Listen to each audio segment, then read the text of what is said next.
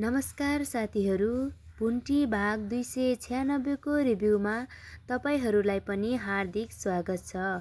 भुन्टी भाग 296 मा भने भुन्टीले आफ्नो रगत दान दिएर आफ्नो श्रीमान भूपेन्द्रको ज्यान बचाउन खोज्दा पनि भुन्टीमाथि भने गम्भीर आरोप लगाइएको छ।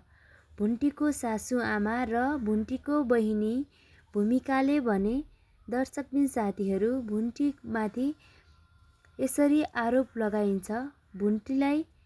भुन्टीलाई किन यसरी सधैँ आरोप लगाइन्छ त?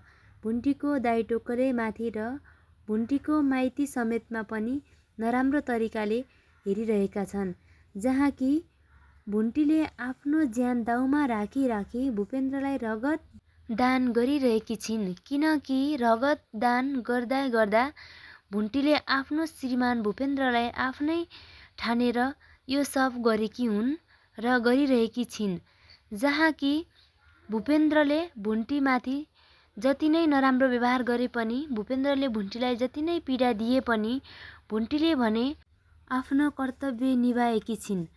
एउटा श्रीमतीले आफ्नो श्रीमानलाई गर्नुपर्ने व्यवहार कस्तो हुन्छ भनेर भुन्टीले पनि स्पष्ट पारिदिएकी छिन्।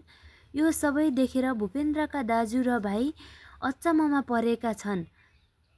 भुन्टीले भूपेन्द्रलाई दिएको रगतले गर्दा मात्र भूपेन्द्रको ज्यान बच्न सफल भएको छ।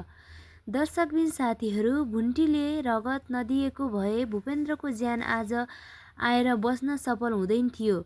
त्यो सबै देखेर भूपेन्द्रको दाजुले पनि भनिसकेका छन् कि भुन्टी नभएको भए आज भूपेन्द्रको ज्यान बचाउन सफल हुँदैनथ्यौँ होला हामी। त्यसैले भूपेन्द्रको दाइले भन्छन्, हाम्रो भाइ मात्र गलत रहेछ। भाइले भुन्टीलाई कहिल्यै सुख दिएन, बारम्बार दुःख मात्र दिइरह्यो। भुन्टीलाई कहिल्यै पनि बुझ्न सकेन र भुन्टी महान रहेछिन् भनेर भूपेन्द्रको दाइले भुन्टीको धेरै तारिफ गरेका छन्। दर्शकबिन साथीहरू, त्यसै क्रममा भुन्टीका आमा र बहिनी र भाउजूले भने भुन्टीलाई कहिल्यै पनि बुझ्न सकेका छैनन्। सधैँभरि दुःख मात्र दिए, दुःख पीडा मात्र दिए। उनीहरूले गर्दा भुन्टीले अझै पनि सुख पाउँछिन् भन्ने हामीलाई लागेको छैन। त्यसै क्रममा भूपेन्द्रको गर्लफ्रेन्ड जेरी भने भूपेन्द्रको अवस्था बुझ्नको लागि हस्पिटलसम्म आएकी हुन् जस्तो हामीलाई लागिसकेको छ।